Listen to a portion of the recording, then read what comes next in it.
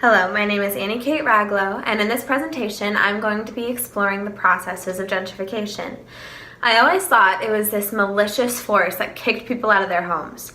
However, as my research went on, I realized it's not always a bad thing.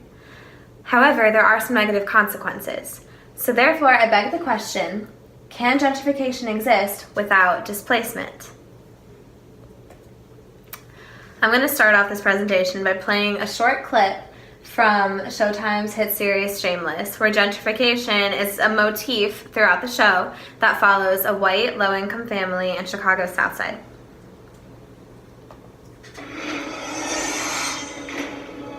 Talking about gentrification, my friends. Genital what? I'm talking about the beginning of the end. I have seen this before on Fulton Street in 64, on Kirby Street in 68. Realtors started buying up property at better than market value, and within a few months, the whole neighborhood was overrun with the gentry, and we were forced out.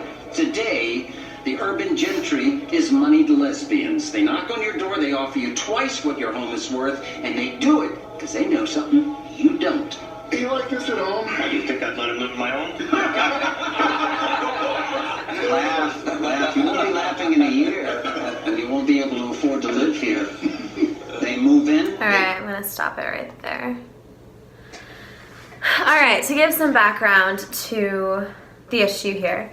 Gentrification is actually a pretty hard term to define. That's because there are contradictory views on whether or not it's a good thing or a bad thing. Some people believe gentrification is synonymous with displacement.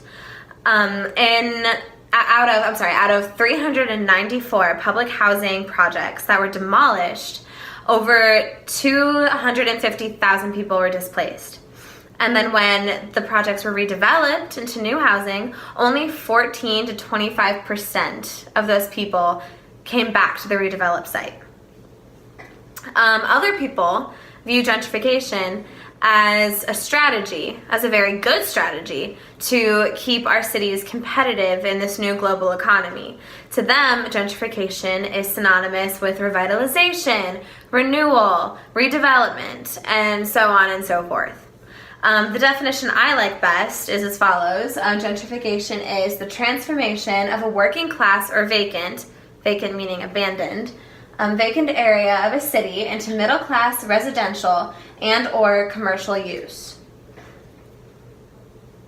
So basically, these new individuals who are very skilled, they have a lot of advanced training in technology or a lot of specialized advanced training, come into the area, and they will essentially replace the larger households. These would be people who are single, people who are married but have no kids, or people who just have smaller households than, say, minority groups.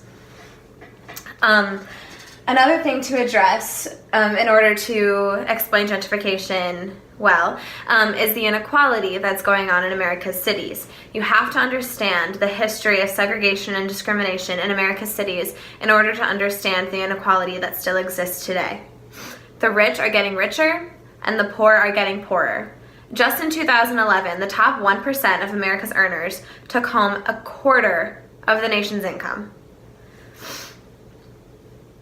So basically, the people who are displaced when it comes to gentrification are, the low-income people, the working class, people of color, minorities, immigrants, single mothers, the elderly, I can go on. The process of gentrification essentially furthers this inequality. And I'll explain more of that on the next slide. You can look at it through different lenses, but a big argument is that, the displacement of only a few households is a small price to pay considering the benefits of gentrification and the benefits of this very new, rapid redevelopment that brings in all this new revenue. This displacement is such an issue because the disenfranchised are those who are most affected, and that would be all the people that I just listed on the last slide. So therefore, it's definitely worth addressing, and it must be combated. Another thing to address that can go more in depth about, but there's this other side to gentrification that's a bit more black and white that is called studentification. Now this would be a scenario where a university is in an area, it has a permanent student body made up of temporary students, right? So this area faces a lot of decline because of mismanagement of property, but then also the money that is funding these student activities comes from the outside. It comes from their parents, who are probably a lot more affluent and wealthy than the original residents of this community. So therefore, city officials will cater to the students as opposed to the residents, and therefore it could gentrify the area and essentially displace the original residents in this so-called college town. All right, now to look at policies that are currently addressing the displacement that comes with gentrification. There really is no good policy out there right now. That is because city officials are typically in favor of gentrification. It's, like I said earlier, a very rapid way to bring in all this new revenue, all these new residents, and this back to the city movement. And it's a great way to, redevelop distressed areas. However, they don't do much to combat the negative effects. They do, so what they use is this policy called eminent domain. This is where if an entire area is surrounded by vacant or condemned houses and there's say one family left, and the city wants to take that area and redevelop it, they can essentially force these people out of their homes because this redevelopment serves a higher public purpose. Laws against eminent domain have been strengthened, however, they've not been strengthened enough.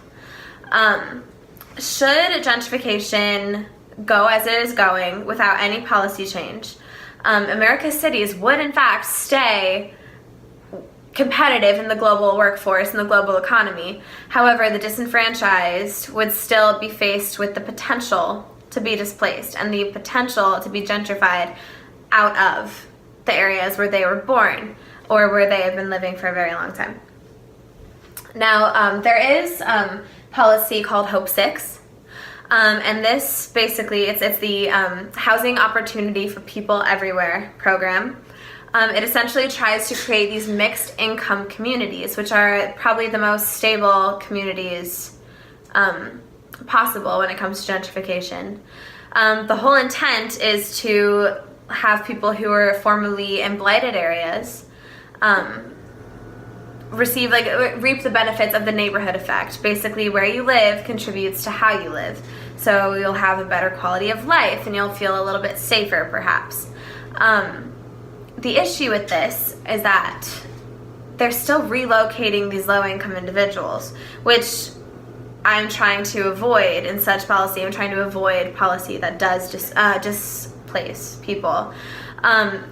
And furthermore, you are cutting these people away from the social ties that they worked very hard to make, that helped them adapt in their formerly blighted home. There's also policy called Section 8. This is the privatization of public housing, where private property owners can lend some of their property in an affordable manner to these low-income working-class individuals. What I've found, though, in my research is that it doesn't really serve the purpose that it is intended to serve. Typically, these Section 8 properties are put in undesirable areas that really don't have the resources that these people need. So you're going to relocate them to not necessarily give them the better quality of life that they deserve. And also, those who do move into Section 8 property don't typically go very far from where they originally lived because they don't want to leave their social ties. All right, now I'm going to get into the section where I propose some policies to combat displacement. As this architect and social activist states right here, we can't build cities for everyone unless we listen to everyone. As idealistic as this sounds, I want to stress that city officials should really look inward and focus on, rather than producing profit, providing needs. Rather than viewing an area as a commodity, view it as an area of people. Replace commodity with altruism. We must remind them that governments exist to serve not only those who build and live in luxury homes, but also those who clean and guard them. I think that rather than city officials listening to pitches from developers and investors who are coming in from the outside, they must look inward.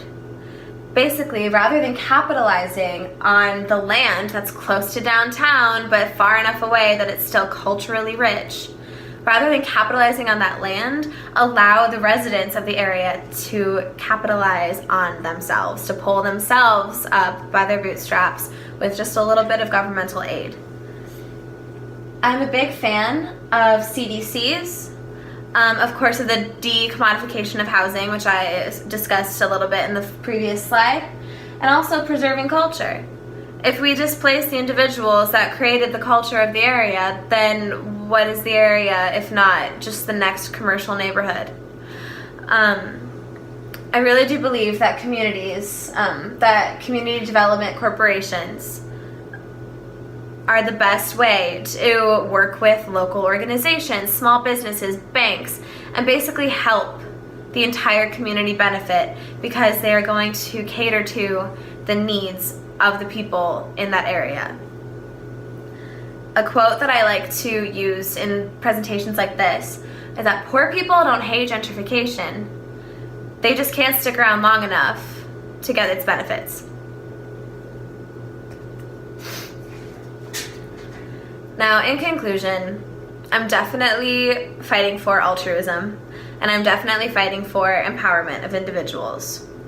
I think that city officials will look at an area and see it as land, and they value the land based off of its proximity to downtown, based off of its proximity to water, its proximity to a very pretty landscape. They commodify this land and they look at how much it is worth. Rather, they should look at it as a place where people live, as a place that provides homes. Rather than looking at it as land with a price tag on it, they have to realize that people live here, and those people should not have to leave in order to produce more of a profit. Now, I know that this is only barely breaking the surface when it comes to gentrification. However, it is such a complex and broad issue that I basically just wanted to cover the ground that we really need to change the debate if we're going to change policy. Thank you so much. I'm Annie Kate Raglow, and this is my policy presentation regarding gentrification and displacement.